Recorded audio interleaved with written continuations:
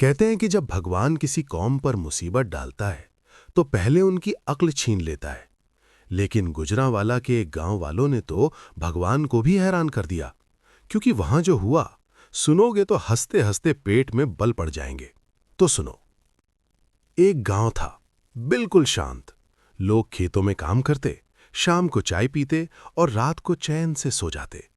फिर एक दिन खबर फैल गई कि पहाड़ के पीछे कोई डरावनी चीज छुपी हुई है। रात को अजीब आवाजें आती थीं, गड़र, धम धम।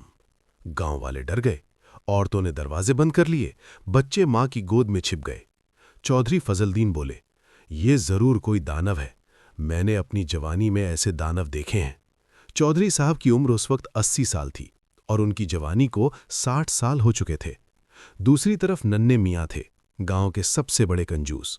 उन्होंने कहा, दानव का बाप, ये तो खजाना है।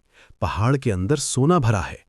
अब गांव दो हिस्सों में बंट गया, एक दानव वाला ग्रुप, दूसरा सोना वाला ग्रुप।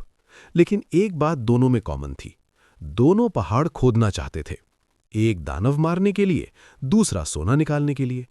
बस फिर क्या था, पूरा गांव इकट्ठा हो गया।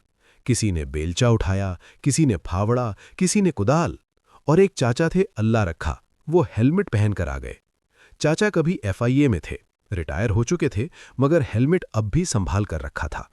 उन्होंने कहा, तुम लोग नहीं जानते, ऐसे ऑपरेशन में सुरक्षा बहुत जरूरी होती है।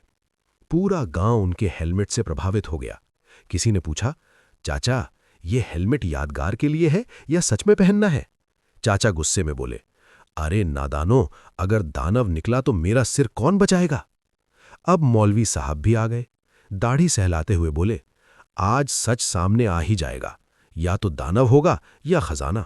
दोनों ही हालत में गांव का नाम रोशन होगा। किसी ने पूछा, दानव निकला तो? मौलवी साहब बोले, दम कर दूंगा, भाग जाएगा। दूसरे ने पूछा, खजाना निकला तो?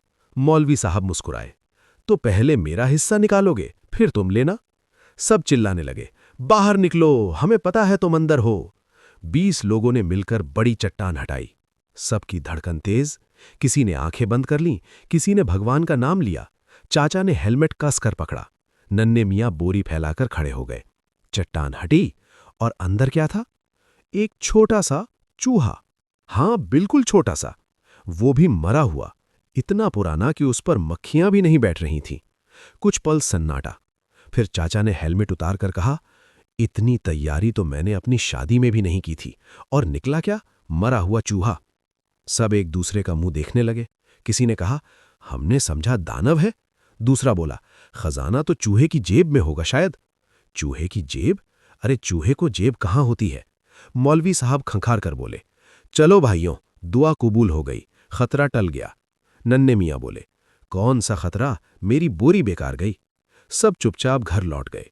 बाद में एक बुजुर्ग ने सच बताया, अरे नादानो, वो गड़र की आवाज मेरी गाय की थी, उसका पेट खराब था, और धम धम की आवाज मेरे बेटे के कदमों की आवाज थी, जो रात को बाहर जाता था। सब पहले एक दूसरे को देखते रहे, फिर जोर से हंस पड़े।